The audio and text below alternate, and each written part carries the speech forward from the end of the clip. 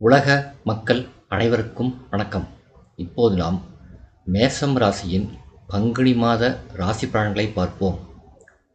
உங்கள் ராசிநாதன் செவ்வாய் லாபஸ்தானத்தில் சஞ்சரிக்கிறார். எனவே பொருளாதாரத்தை பொறுத்தவரை இதுவரை இருந்த ஏற்ற இறக்க நிலை மாறும். வருமானம் அதிகரிப்பிற்கு வழிபிறக்கும். மேலும் சகாயஸ்தானாதிபதி புதனும் லாபஸ்தானத்தில் சஞ்சரிப்பதால் முயற்சித்த காரியங்களில் வெற்றி கிடைக்கும். முன்னேற்ற பாதையில் அடியெடுத்து வைப்பீர்கள். ஏழரைச்சனியில் விரயச்சனியின் ஆதிக்கம் தொடர்கிறது. எனவே விரயங்கள் ஏற்படத்தான் செய்யும் என்றாலும் சுப விரயங்களாக மாற்றிக்கொள்வது நல்லது. குறிப்பாக இடம், பூமி வாங்கும் முயற்சி கைகூடும். மேஷ ராசியில் சுக்கிரன் 27/3/2026 அன்று மேசராசிக்கு சுக்கிரன் வருகிறார். உங்கள் ராசிக்கு சுக்கிரன் வருவது யோகம்தான். தன சப்தமாதிபதியானவர் சுக்கிரன். வாழ்க்கை துணை படித்து முடித்து வேலை இல்லாமல் இருந்தால் இப்பொழுது வேலை கிடைக்கும். வெளிநாடு செல்லும் முயற்சி கைகூடும். வீட்டுக்கு தேவையான விலை உயர்ந்த பொருள்களை வாங்கி மகிழ்வீர்கள். கலைத்துறையை சேர்ந்தவர்களுக்கு புதிய ஒப்பந்தங்கள் வந்து சேரும். உத்தியோகத்தில் உயர் அதிகாரிகள் உங்கள் கோரிக்கைகளை நிறைவேற்ற முன்வருவார்கள்.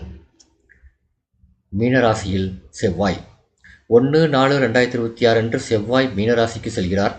உங்கள் ராசிநாதன் செவ்வாய் விரயஸ்தானத்தில் சஞ்சரிக்கும் போது வரவை விட செலவுகள் அதிகரிக்கும். சேமிப்பு கரையும். ஒரு சிலருக்கு பிறரிடம் கைமாற்றாக வாங்கும் சூழ்நிலை கூட ஏற்படும்.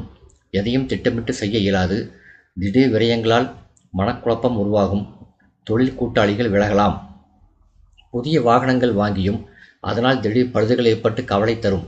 உத்தியோகத்தில் உயரதிகாரிகள் உங்கள் கருத்துக்களை ஏற்றுக்கொள்ள மாட்டார்கள். விருப்ப ஓய்வு பெற்றுக்கொண்டு வெளியில் செல்லலாமா என்ற சிந்தனையும் அதிகரிக்கும் நேரம் இந்த மாதம். மீனராசியில் புதன் 6/4/2026 அன்று மீனராசிக்கு செல்லும் புதன் அங்கு நீச்சம் பெறுகிறார். 3, 6 ஆகிய இடங்களுக்கு அதிபதியானவர் புதன். 6க்கு அதிபதியான அவர் 12ஆம் இடத்தில் நீச்சம் பெறுவது யோகம்தான். கெட்டவன் கெட்டிடில் கிட்டிடும் ராஜயோகம் என்பதற்கேற்ப சில நல்ல காரியங்களும் இப்பொழுது நடைபெறும். குறிப்பாக உத்தியோகத்தில் நீங்கள் இதுவரை அடையாத இலக்கை இப்பொழுது அடையும் வாய்ப்பு உண்டு. கேட்ட சலுகைகள் கிடைக்கும். வழக்குகள் சாதகமாக முடியும். உடன்பிறப்புகள் உங்களுக்கு உறுதுணையாக இருப்பார்கள். புதிய முயற்சிகளில் வெற்றி கிடைக்கும். குருவின் வக்ர நிவர்த்தி. இதுவரை உங்கள் ராசிக்கு 3ஆம் இடமான சகாயஸ்தானத்தில் சஞ்சரித்து வந்த குரு பகவான் வக்ர இயக்கத்தில் இருந்தார். அவர் 17/3/2026 அன்று வக்ர நிவர்த்தியாகி பலம் பெறுகிறார். உங்கள் ராசிக்கு 9, 12 ஆகிய இடங்களுக்கு அதிபதியானவர் குரு. எனவே பெற்றோர் வழியில் இருந்த பிரச்சனைகள் அகலும். சுபவரியங்கள் ஏற்படும் நேரம் என்பதால் இல்லத்துக்கு தேவையான பொருள்களை வாங்குவது நல்லது. சனி மற்றும் செவ்வாயின் சேர்க்கை 1/4/2026 முதல் 13/4/2026 வரை மீனராசியில் சனியும் செவ்வாயும் சேர்ந்து சஞ்சரிக்கிறார்கள்.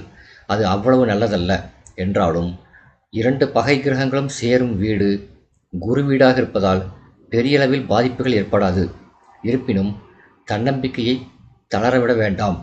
தடைகளை அகற்றும் வழியை வழிபாட்டுக்கு உண்டு. பொது வாழ்வில் உள்ளவர்களுக்கு புதிய திருப்பங்கள் ஏற்படும். வியாபாரம் மற்றும் தொழில் செய்பவர்களுக்கு ஏற்றமும் இறக்கமும் உண்டு. உத்தியோகத்தில் உள்ளவர்கள் உயர் அதிகாரிகளை அனுசரித்து செல்வது நல்லது. கலைஞர்களுக்கு எடுத்த முயற்சியில் வெற்றி கிடைக்கும். மாணவியர்களுக்கு படிப்பில் அக்கறை தேவை. பெண்களுக்கு பொருளாதார நிலை திருப்தி தரும் என்றாலும் வரவை காட்டிலும் செலவு கூடும். பரிகாரம்: செவ்வாய்க்கிழமைகளில் அருகிலுள்ள திருக்கோயில் ஒன்றில் தீபமேற்றுவது நல்லது. இந்த வீடியோ உங்களுக்கு பிடிச்சிருந்தா லைக் பண்ணுங்கள், ஷேர் பண்ணுங்கள், சப்ஸ்கிரைப் பண்ணுங்கள். நன்றி.